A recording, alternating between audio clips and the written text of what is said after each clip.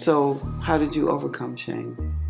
I overcame shame by realizing that at every time that I was engaged in something or did something, I was doing all that I knew to do at the time, because that's how my brain was wired.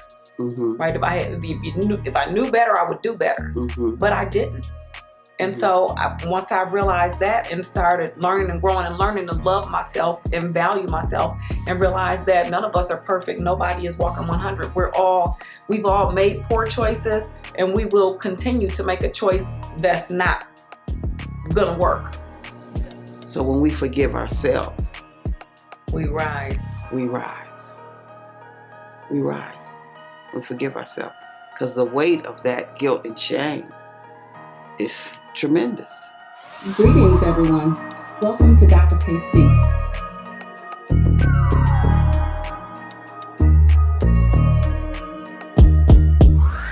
We have entered a new dimension in time.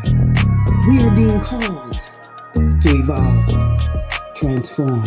Join us. Goddess, let's talk about how guilt and shame leads to self-destructive behaviors and self-condemnation. When I was working with young girls in the shelter, I think I mentioned this before in one of our other videos. The girls would get a job, get their own place, and then lose everything. Mm. And that really puzzled me. I wanted to understand, because that was important to them. They had beautiful apartments, and the shelter furnished all the rooms, and they had everything that they could want. But what I found out was, through prayer, I wanted to know what was the root. And the root was a lot of them carried shame.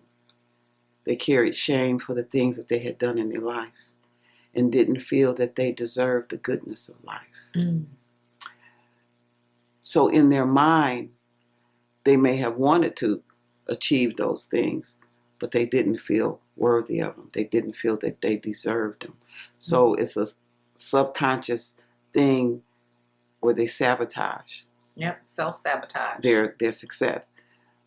Shame creates, when you carry shame, it means like you've done something that you haven't forgiven yourself for. Yes. And in your mind, you think, I'm this bad person. I did this. You feel bad about something that you did, and you don't forgive yourself, so you carry the shame. Mm-hmm. And it could affect your love life because you don't even feel that you're worthy of being loved. Because in your mind, you think, if this person knows that I did this, then they wouldn't love me. So you almost feel deceitful in that relationship and undeserving of somebody loving you. So you may become distant and unconsciously sabotage that relationship. Mm-hmm. Because shame creates self-condemnation, and self-condemnation creates self-destructive behavior. So the most powerful thing for me about learning that this was a spiritual journey, what that means is that there are stages of growth and development, stages of spiritual awareness that we have. So some people spiritually are in the first grade, some are in the second grade, some are in the third grade. So we can only operate from the level in which we're at, the level of information, the level of awareness, the level of strength. Sometimes we can know something is wrong, but not have the strength to say, I'm not going to do it. Or to tell your peers, I'm not doing that. We may not be emotionally strong enough. Or to tell that boyfriend, I don't want to have sex with you now. And then we get pregnant, and then our family is upset with us, and we feel ashamed that we let this happen because we weren't spiritually strong enough to not do it, right? So when I would tell the young people, I would say, I want you to know that you've never done anything wrong in your life, and neither have I. Wow. The energy in the room would just be like, wow. Like they would just like almost, I call it flatlining. It's like going to shock, like, what did she say? and their imperfection, what they deem as imperfection, is perfection, because they couldn't have been anything else other than what they were in that moment. In that moment. They were Absolutely. being all they could be in that moment, based on who they were emotionally, mentally, and spiritually. And so in that moment, they are freed from the judgment. Mm-hmm. I can remember that I used to carry a lot of shame when I was young because I was sexually abused a lot by extended family members and people that I didn't even know. Mm-hmm. And I carried shame. I felt like something was wrong with me. And the school of thought back then was that you were dirty. Mm-hmm. Something's wrong with you if you were sexually abused. And then when I got into my adulthood and consciously got on my spiritual journey and started studying and meditating, I let all of that go. Mm-hmm. Because I realized that there was not anything wrong with me. The perpetrators or the people who perpetrated the abuse against me, they were the ones that had issues. Mm-hmm. Older than me, whether it was kids older than me or grown men, Mm-hmm. they were the ones who were in error. And I talk to a lot of kids now in my practice where they are carrying shame because of maybe playing house or something like that, and then they get caught by the parents or whatever the case may be. And then I can really reach them because I talk to them about my experiences as a kid and how I felt shame, how I felt the same way they did. I remember it was this one little girl. She was like 6 years old. And it was when COVID started and I was working from home. So now my sessions are like telehealth on the video. Mm-hmm. And so the mother, for the first session, the mother was letting me know that the child had been sexually abused. And, she's really upset. She didn't even want to talk to me. Mm-hmm. And so it's like, okay. So I knew what I had to deal with. And then the little girl, she ran and locked herself in the bathroom. Right? And so I'm talking to the mom, and the mom is like, she won't come out. The mother was trying to get her out. Like, she's a nice lady. She just wants to talk to you, honey. The little girl wouldn't come out.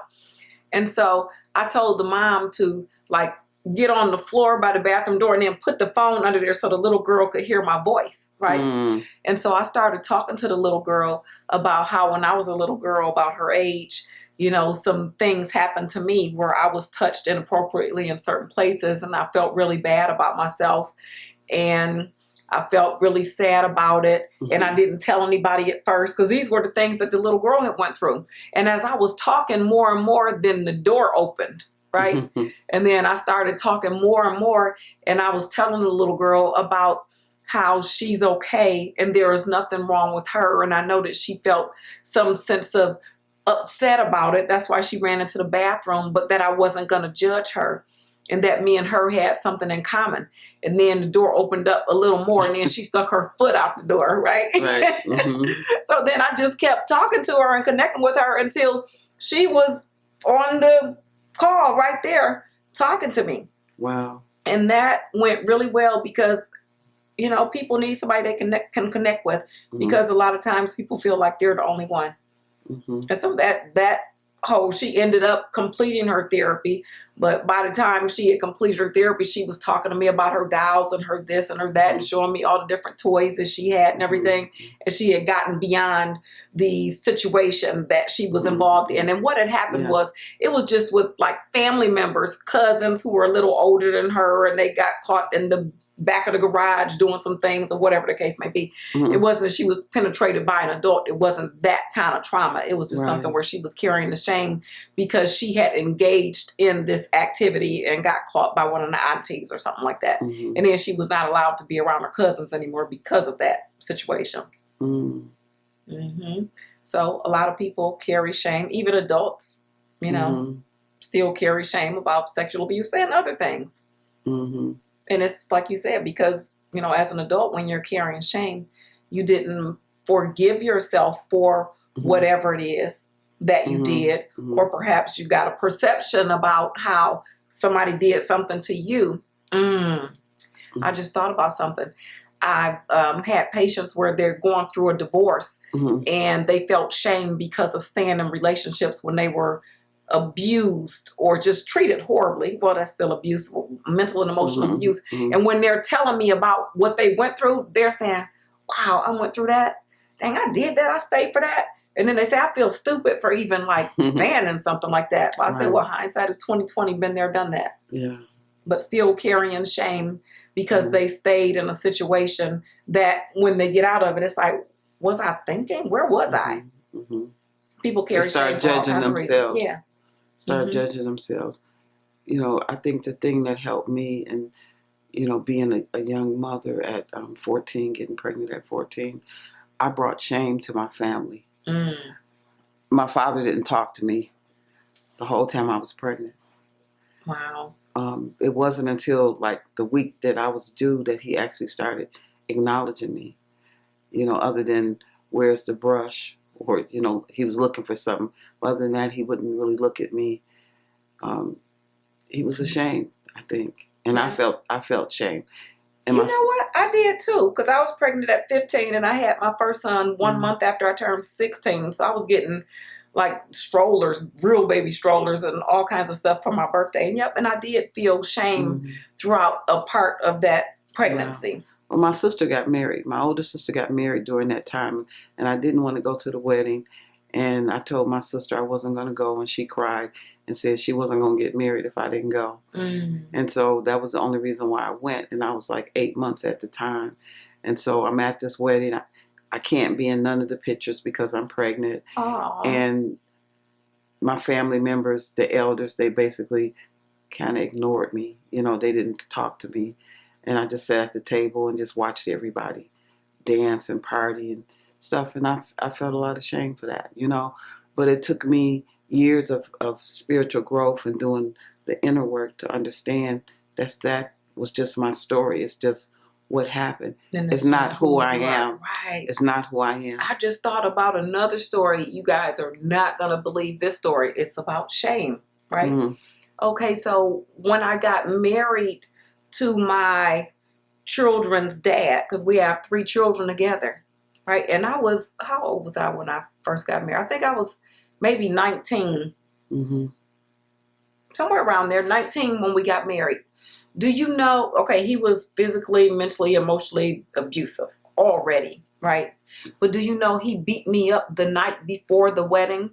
And I held my face down so that he wouldn't mess my face up. And I married him because I was too ashamed to call off the wedding the next day. Too ashamed to call off the wedding. Got beat up the night before. Wow.